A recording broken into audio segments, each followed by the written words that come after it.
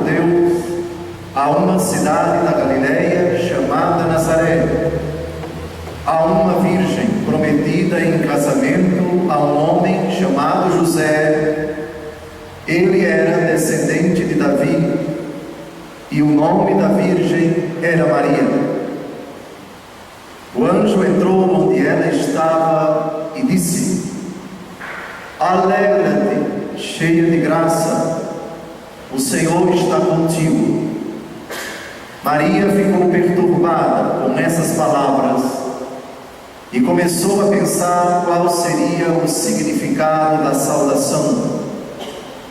O anjo então disse-lhe: Não tenhas medo, Maria, porque encontraste graça diante de Deus.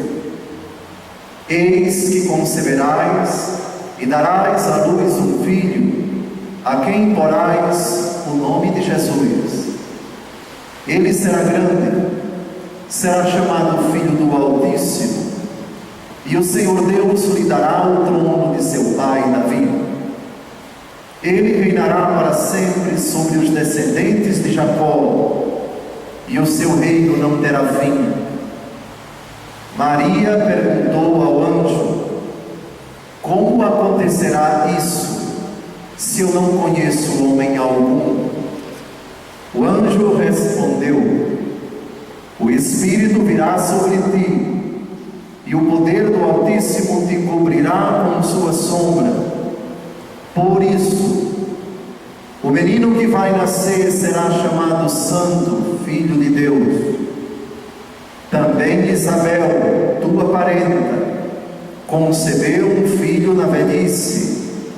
Este já é o 6º mês daquela que era considerada estéril, porque para Deus nada é impossível.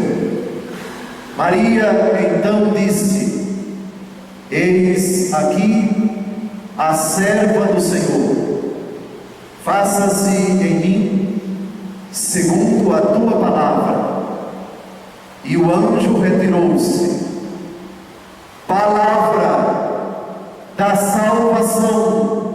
Glória ao Senhor. Aleluia, aleluia, aleluia, aleluia, aleluia, aleluia.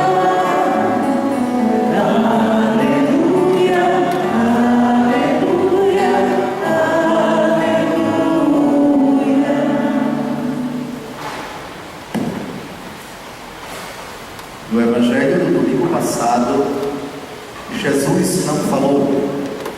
As atenções foram voltadas para João Batista. No Evangelho de hoje, Jesus não fala. Jesus é concebido no ventre de Maria.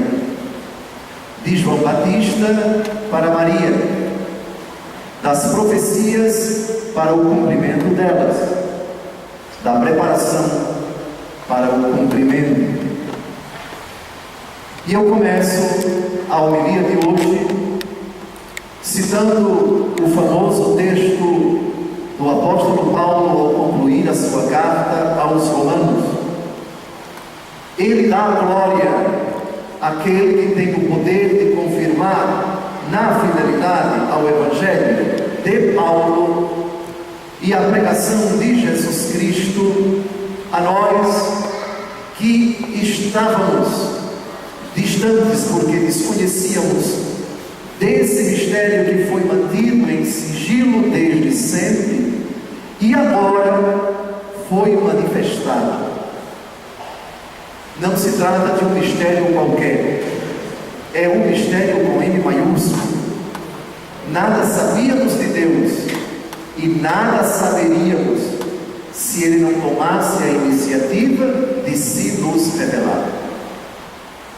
A principal revelação vai ser celebrada no tempo litúrgico à meia-noite da quarta-feira para a quinta-feira, ou no pôr do sol do dia 24, a partir dele até o dia 25, data que não está na palavra de Deus. Foi tirada de uma decisão muito sábia da igreja de cristianizar uma festa que no hemisfério norte não tinha um significado cristão. Como vocês sabem, entre 22 e 23 de dezembro, nós temos o solstício de inverno, quando o Sol fica no lugar mais distante do hemisfério norte do planeta Terra. É, portanto, o ápice do inverno do hemisfério norte. Então, nesse dia, começava-se uma festa pagã, que culminava na noite do dia 25 de dezembro, a festa para o Deus Sol, quando os pagãos pediam a esse Deus que começasse a se aproximar da terra, para que ela experimentasse o calor, o brilho, sinais da vida. Os cristãos que desconheciam a data exata do nascimento de Cristo, entre os orientais, ainda hoje se celebra o Natal, mais ou menos naquilo que nós celebramos, nós entendemos por solenidade dos reis, os reis magos, que na verdade nem são reis e nem são três, a epifania do Senhor. Portanto, há uma divergência entre os cristãos. Os do Oriente, em geral, celebram no dia 6 de janeiro, mas a igreja de rito latino, por causa dessa cristianização, algo muito oportuno que revela a sabedoria da igreja em inculturar os valores cristãos naquela cultura que precisa de uma orientação, de uma conotação, de uma cristianização. Temos então 25 de dezembro. Para nós que estamos às portas do Natal, fazemos nossas as palavras do apóstolo Paulo, dando glória a Deus, porque vamos contemplar pela fé na liturgia da igreja a manifestação do Deus escondido, do Deus invisível, do Deus que se fez carne, o Deus que na plenitude dos tempos enviou seu Filho, nascido de uma mulher, segundo a lei, para remir os que estavam sob a lei. Manifestar-se-á de uma forma inaudita o Deus que já vinha se revelando desde a criação, desde os primórdios, quando disse: faça-se a luz. Estamos então entre o quarto domingo do Advento e o dia do Natal, entre aquilo que nós entendemos por concepção e nascimento. Nascimento 24 de dezembro, mais 9 meses antes, já temos o Verbo encarnado no ventre de Maria. Pois bem, há um dia do ano que é dedicado a esse acontecimento. É o dia 25 de março. Por que 25 de março? Porque são 9 meses antes de 25 de dezembro. E é 9 meses o período da gestação de uma criança no ventre de sua mãe. Portanto, de 24 a 25 de março a 25 de dezembro, 9 meses. Hoje, portanto, por assim dizer, celebramos a concepção do Senhor no ventre da Virgem Maria. Alegremos-nos, irmãos, por causa deste grande acontecimento. Se no dia 25 de dezembro alegrar-nos-emos porque Ele vai nascer, hoje nos alegramos porque Ele foi concebido no ventre de Maria Santíssima. É significativo que no Evangelho, que na segunda leitura de hoje, se fale de algo que é de grande importância para nós: a Escritura, mediante as Escrituras proféticas, conforme determinação do Deus eterno, foi levado esse mistério ao conhecimento de todas as nações, para trazê-las à obediência da fé. Essa expressão é muito importante. Obediência da fé. Disse-lhe Jesus em Filipenses capítulo 2, de 6 a 11, que Ele fez-se obediente até a morte e morte de cruz. Eis uma característica de Jesus: obediente. Foi por obediência, no amor, que Ele disse sim ao Pai e se encarnou. Temos aqui também uma outra figura extremamente obediente, Maria Santíssima. Eis aqui a serva do Senhor. Então vejam, 3 obediências no quarto domingo do Advento: a a obediência do Cristo ao Pai, a obediência de Maria Santíssima a Deus por meio do anjo e a nossa obediência da fé, graças à Escritura que nos assegura, Deus cumpriu suas promessas. Aquilo que Ele manifestou mediante os oráculos no Antigo Testamento, agora se torna uma realidade. A Ele, o Deus sábio, por meio de Jesus Cristo, de novo, a glória pelos séculos dos séculos. Amém. Aprendamos ou recordemos aquilo que já aprendemos no passado e adquiramos o hábito de dizer sempre essa frase tão bonita: oh glória, glória a Deus, glória a Deus. Tributar glória é reconhecer a Deus que Ele é merecedor de todo o esplendor, de toda a majestade, de todo o elogio, de todas as homenagens. Glória a Deus. Eis o significado dessa expressão muito cara para o Antigo Testamento e particularmente para o apóstolo Paulo na segunda leitura de hoje. Se São Paulo fala na segunda leitura de hoje das Escrituras, é preciso situar esse evento que aconteceu há 2000 anos numa pobre cidade de Nazaré da Galileia, na perspectiva da história da salvação. O que aconteceu há 2000 anos já havia sido previsto primeiro no coração de Deus antes que o mundo fosse criado. Deus já sabia, Deus já determinara, mas ainda não manifestara fora de si, coisa que começa a fazer com a criação, o seu desejo de fazer vir à existência todas as criaturas, sobretudo os homens, e em virtude do pecado dos homens, porque Deus os amou infinitamente com toda a criação, decidiu salvá-los. Só que a salvação de Deus não ocorre segundo os nossos critérios, num estalo de dedo, da noite para o dia, fulminantemente. Deus tem o seu plano, Deus tem os seus tempos, Ele que é o Senhor do tempo, que nunca se submeteu ao tempo, mas quis criar o tempo, e esperou. Por favor, essa afirmação é perigosa se nós a utilizarmos em termos absolutos para Deus. Deus espera, Deus tem paciência, Deus demora, Deus é rápido no agir. Essas categorias todas são ambíguas e só podem ser entendidas se nós nos situarmos no tempo. Mas quem está sujeito ao tempo são as criaturas e não Deus. Todavia, Deus agindo no tempo, tem um tempo próprio de agir.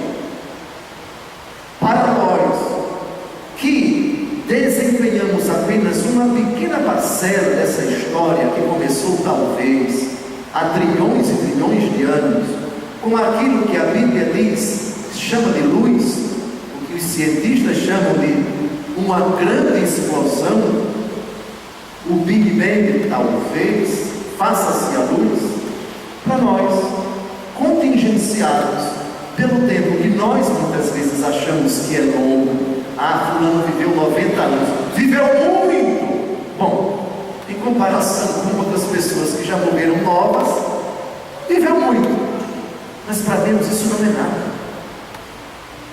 Portanto, demora, pressa, rapidez, lentidão são palavras que não se aplicam propriamente a Deus, somente de forma análoga. Porém, para nós compreendermos por que demora, por que rapidez, etc., é preciso usarmos uma outra categoria: pedagogia. Pedagogo é o mestre da corte dos séculos e milênios anteriores, quando havia a realeza. O pedagogo era um funcionário do rei. Nascia o filho do rei, o papel do pedagogo era educar a criança, ensinar a criança os primeiros passos, as primeiras palavras, os gestos de boa educação, a se comportar, enfim, ensinar a criança a crescer com valores, com critérios, com ética, etc. Deus é um grande pedagogo e considera a humanidade como uma criança. Humanidade que nos primórdios tinha uma mentalidade muito rude, muito grossa, muito violenta, diríamos hoje ignorante, ultrapassada, atrasada. Também critérios que precisamos ter cuidado ao aplicar aos povos que viveram há 3, 4, 5, 6 mil anos atrás. Muito cuidado. Cada época tem seus critérios. O homem foi criado para amadurecer, para avançar, para evoluir. E isso diz respeito a cada pessoa tomada individualmente e também ao grupo, à família humana, de acordo com a geografia, com o tempo, com o espaço, com as condições climáticas e assim por diante. Tem razão aquele que defendia a teoria da evolução ao dizer que todas as criaturas se adaptam ao meio em que elas vivem, elas se acomodam e também para sobreviver elas crescem, elas amadurecem, elas evoluem. Isso não contradiz o dado da fé. Pois bem, Deus, levando em conta esse dado inquestionável, antropológico e também sociológico, esperou quantos milhões de anos, desde que ele disse faça-se a luz, até quando escolheu da criatura humana, da criação humana dos homens, um homem chamado Abrão, para ser o pai de uma grande nação. Não sabemos, mas talvez podemos dizer com mais precisão que de Adão até Abraão, talvez 300 mil anos. Demorou muito? De novo eu devolvo aquelas observações que eu fiz. Deus não demora nada. Ele, na sua infinita sabedoria, sabe qual é o momento exato, oportuno, conveniente de se revelar positivamente aos homens. Não que antes de Abraão ele não tivera se revelado. Ele se revelou, mas de outras formas. Deus falava aos homens pela criação, pelos fenômenos climáticos. Deus falava aos homens pelos acontecimentos, pelas intuições que eles tinham. Deus permitiu que os homens criassem uma ideia de Deus, temos a mitologia. E em tudo isso, Deus não deixa o homem na ignorância, mas espera o momento certo para dizer as coisas aos homens.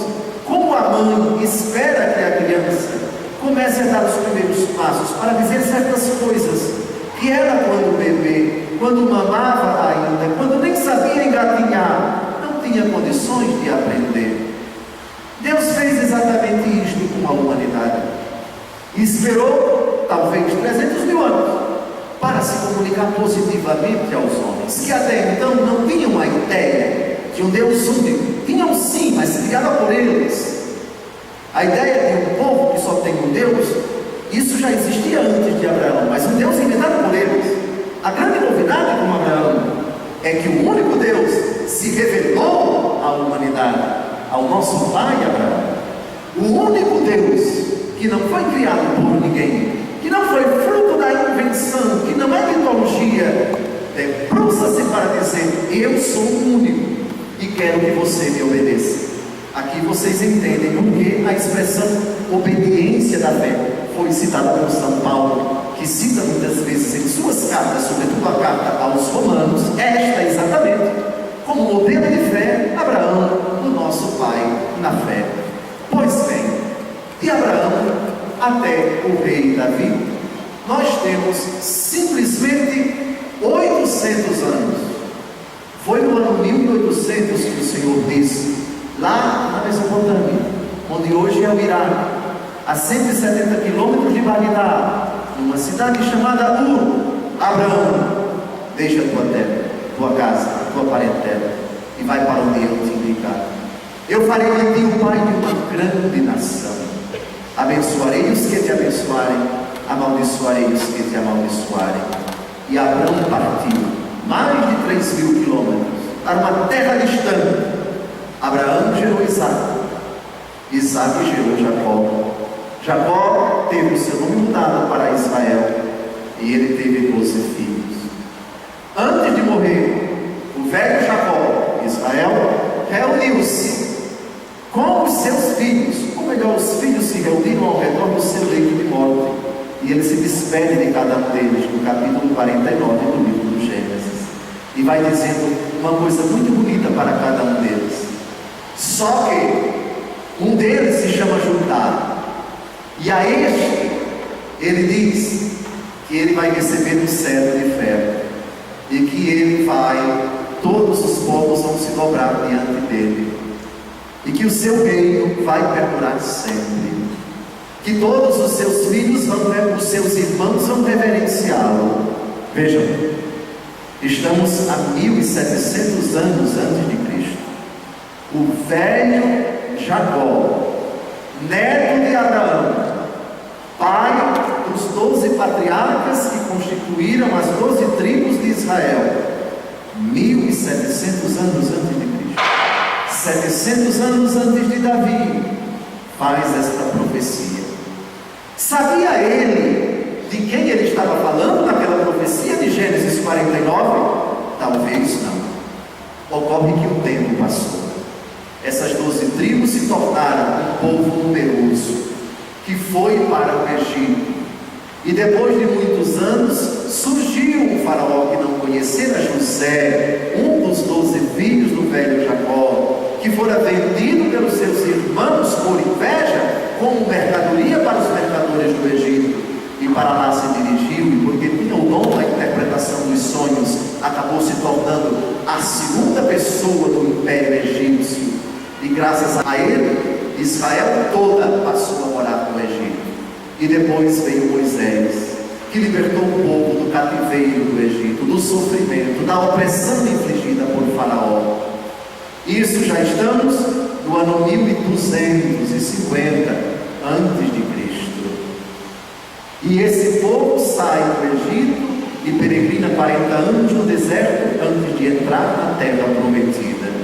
Moisés morre, não entra na terra, porque desobedeceu a Deus. É Josué quem entra na terra à frente do povo e vai conquistar durante quase 50 anos, cidade por cidade, que hoje nós entendemos por Israel. A primeira delas é Jericó. Depois, perto da morte de Josué, já temos a preparação para aquilo que vai ser chamado o tempo dos juízes. Não havia ainda rei em Israel. É o tempo de Sansão, é o tempo de Débora, é o tempo de Gedeão. Os juízes eram pessoas carismáticas, escolhidas dentre as tribos de Israel para, como o próprio nome diz, julgar as contendas, as disputas, as pelejas entre as pessoas, os hebreus, que ainda estavam se acomodando na terra. E chegamos então à conclusão de que, como todas as outras nações vizinhas, Israel precisava de um rei.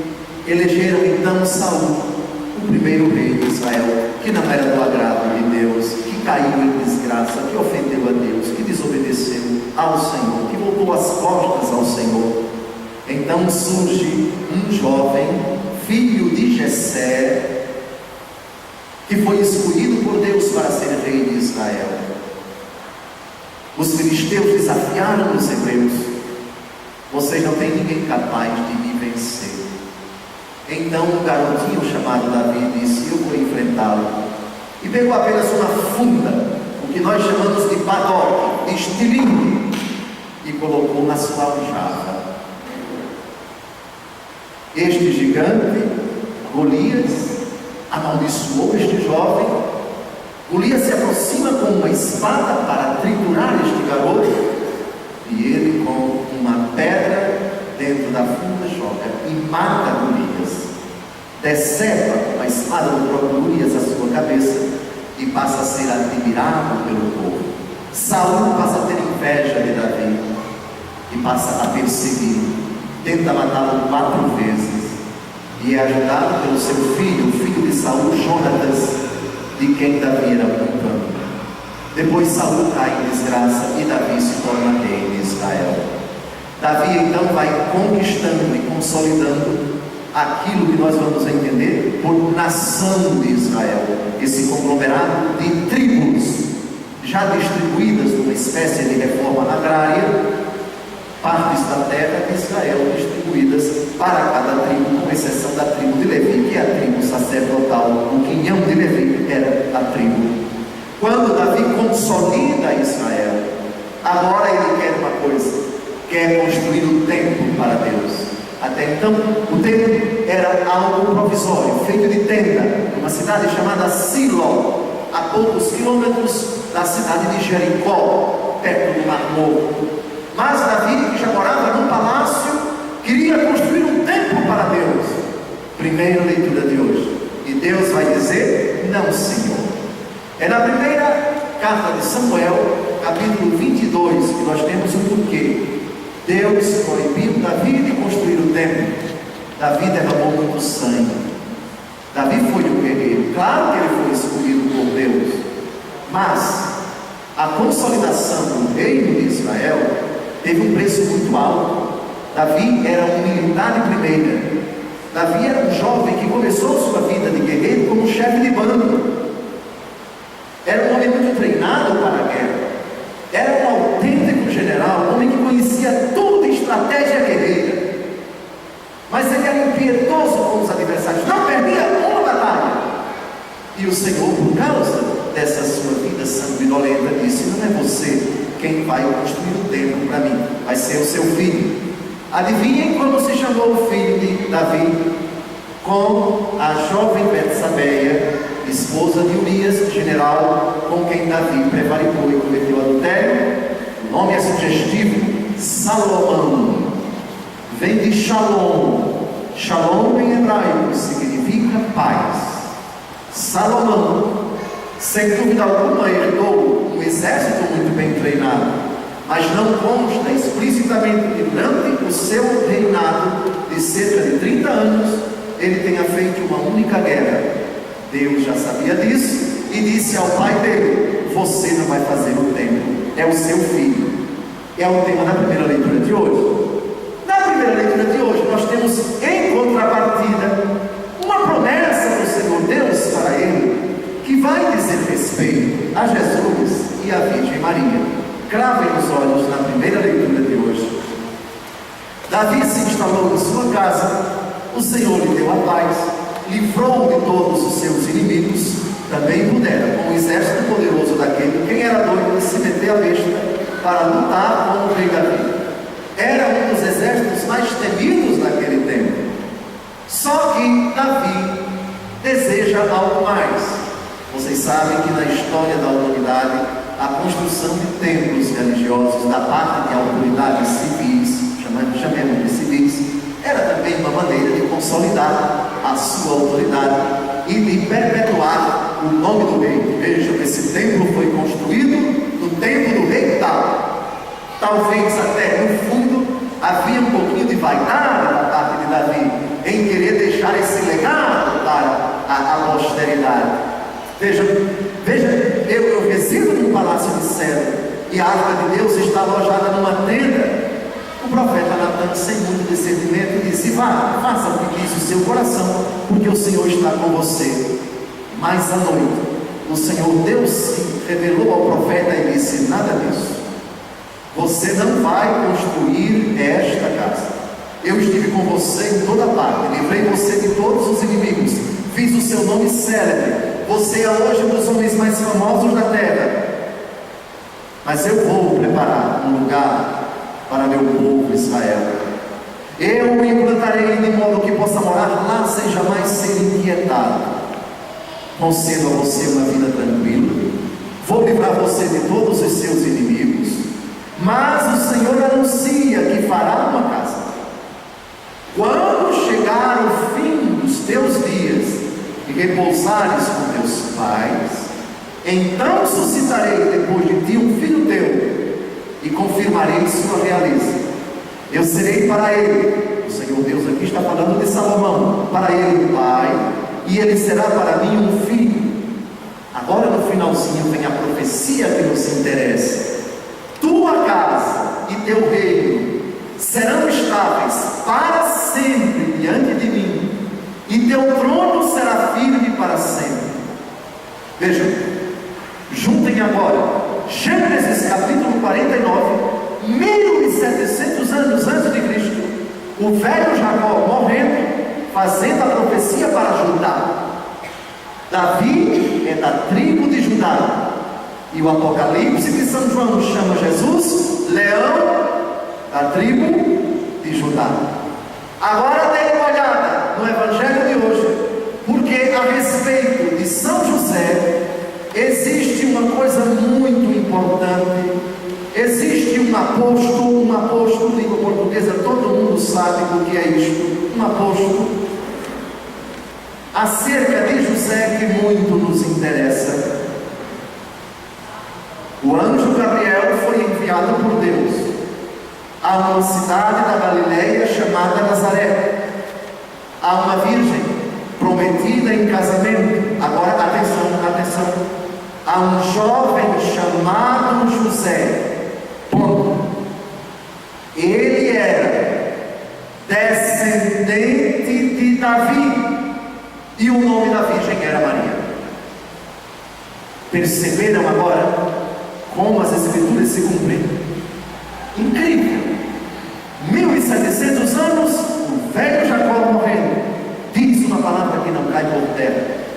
No ano 1000, o Senhor Deus se dirige a Davi, justamente para mostrar que entre Abraão, Isaac e Jacó, 1800 e 1700 a.C., e Davi, ano 1000, as promessas não caíram por terra. Deus é fiel, Deus não se esquece daquilo que Ele promete, Deus é fiel. E do ano 1000 até Jesus, mais 1000 anos, não caiu por terra, a realeza não desapareceu. Por quê? Um descendente de Davi, José, figura que não é obscura, por favor. José não diz uma única palavra no Novo Testamento, não diz uma única palavra, mas é nosso patriarca, porque ele é a garantia, ele é o elo entre as promessas que o Senhor fez a Abraão, 1800 anos, a Jacó, 1700, a Davi, ano 1000, e na plenitude dos tempos, o cumprimento das profecias. Mas que maravilha, as escrituras, tudo encaixado, tudo concatenado, tudo predito, tudo agora como o plano de Deus havia concebido antes que o mundo fosse criado, começa a se revelar com mais clareza. Pois bem, José, descendente de Davi. Ainda no Evangelho de hoje, por favor, a respeito de Jesus, lá no versículo 33, tem outra frase do arcanjo Gabriel à Virgem Maria acerca de Jesus. Vale a pena começar no versículo 32. Ele será grande, será chamado Filho do Altíssimo, e o Senhor Deus lhe dará o trono de seu pai Davi. Vejam, do seu pai Davi. José é pai adotivo de Jesus, José é descendente de Davi. Davi é pai de Jesus porque da linhagem de Judá. Portanto, todos os ancestrais são chamados de pai. Pai Abraão, pai Jacó. Jesus chama Deus no Antigo Testamento de Deus de Abraão, de Isaac e de Jacó. E Davi é pai de Jesus, não no sentido de pai biológico, mas pai segundo as promessas, porque a linhagem que começou em Abraão, passou por Jacó, passou por Judá, passou por Davi, chegou a José, chegou a Jesus. Está claro? Pois bem, ainda, versículo 33, continue por favor. Ele reinará para sempre sobre os descendentes de Jacó, e o seu reino não terá fim. De novo a figura de Jacó, o velho Jacó morrendo no capítulo 49 do livro do Gênesis. Nós somos os descendentes de Jacó, nós somos da linhagem de Judá, porque pelo batismo fomos inseridos no corpo místico de Cristo, que é a igreja, e a igreja tem Cristo por cabeça, ele que é, segundo o Apocalipse, o leão da tribo de Judá. Ó caríssimos, que bênção! É hora de concluir a homilia, e eu o faço com as palavras de um dos santos que tinha a maior veneração a Nossa Senhora.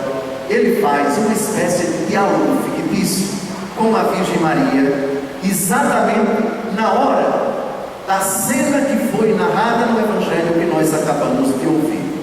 Qual é a cena? O anjo Gabriel é enviado por Deus a uma cidade da Galileia chamada Nazaré, a uma virgem prometida em casamento.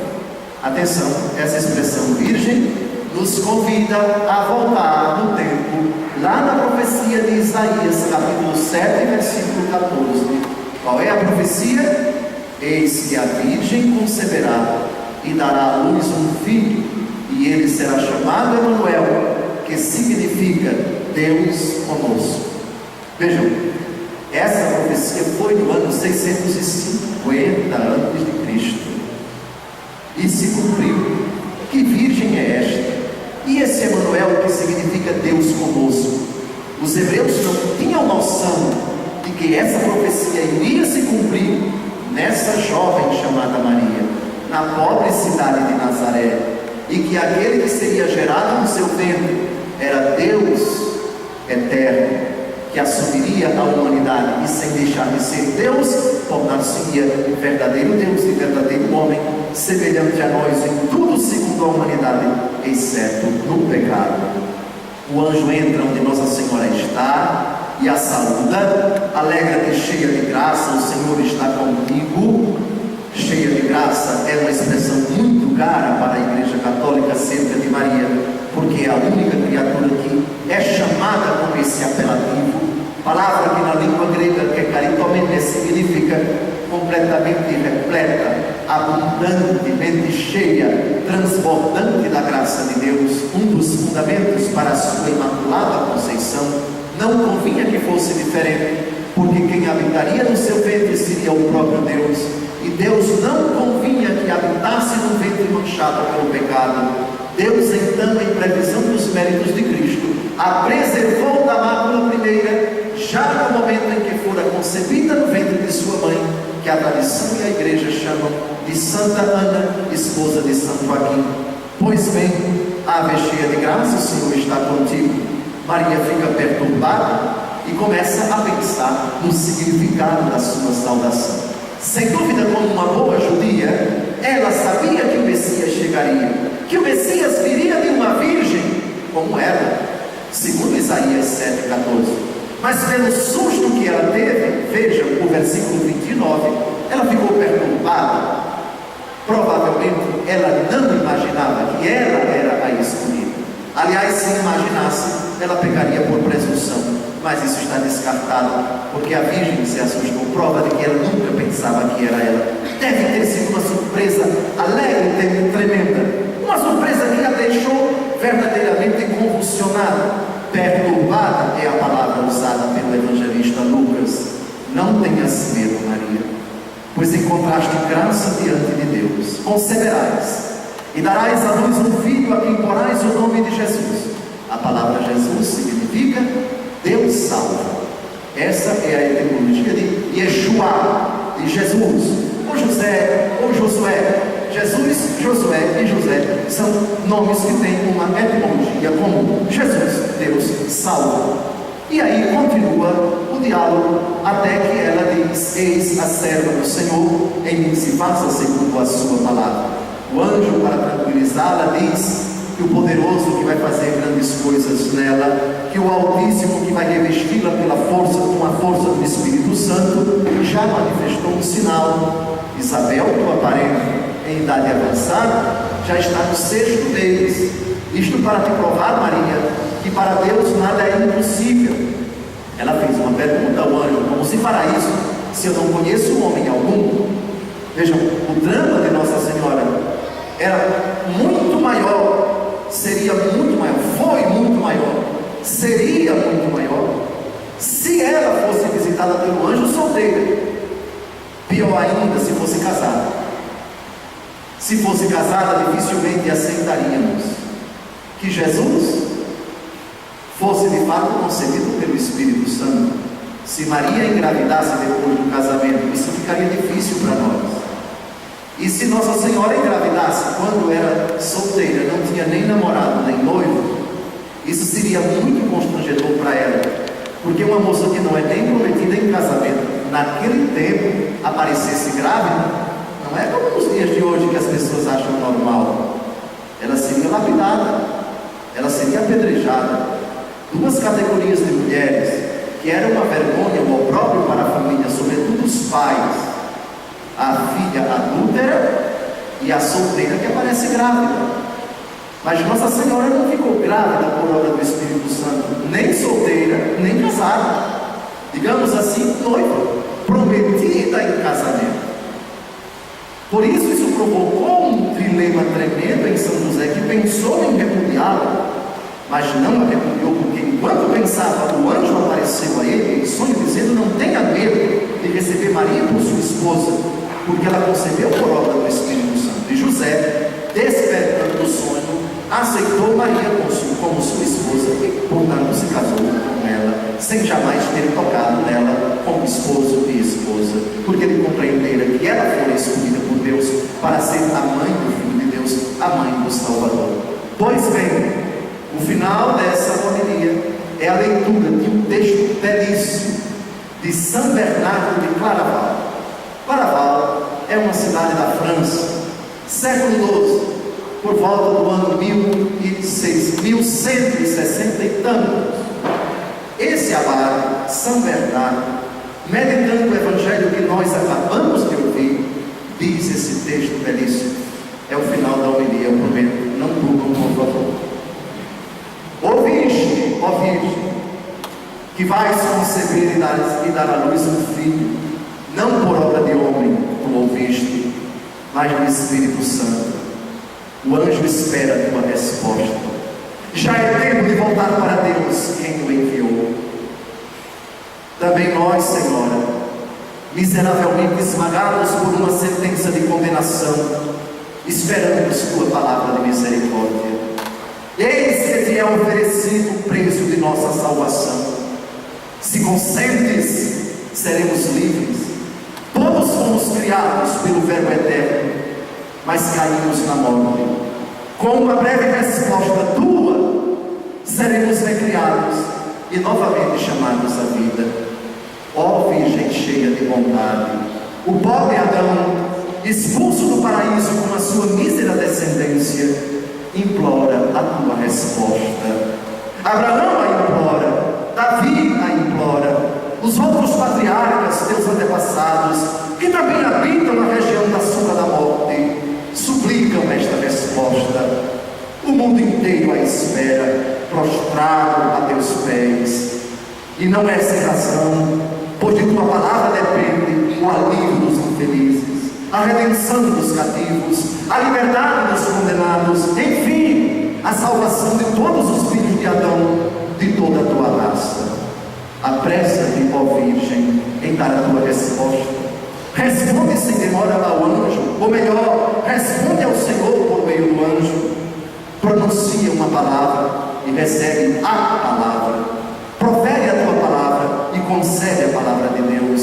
Dize uma palavra passageira e abraça a palavra eterna.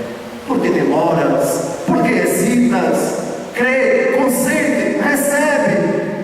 Que tua humildade se encha de coragem, tua modéstia de confiança. De modo algum convém que tua simplicidade virginal esqueça a prudência. Neste encontro único, porém, ó Virgem prudente, não temas a presunção, pois se tua modéstia no silêncio foi agradável a Deus, mais necessário é agora mostrar tua fidelidade pela palavra. Abre, ó Virgem Santa, teu coração à fé, teus lábios ao consentimento, teu seio ao Criador. Eis que o desejado de todas as nações bate à tua porta. Se tardas e ele passa, começarás novamente a procurar com lágrimas aquele que teu coração ama. Levanta-te, corre, abre, levanta-te pela fé, corre pela entrega a Deus, abre pelo consentimento. Eis aqui diz a serva do Senhor: faça-se em mim segundo a tua palavra. É uma poesia, é uma linguagem muito doce, muito cândida, que ilustra bem o nosso sentimento às portas do Natal. Deus se encarnou no ventre da Virgem e vai nascer, o nosso Salvador está chegando. Antecipadamente, Feliz Natal. Louvado seja nosso Senhor.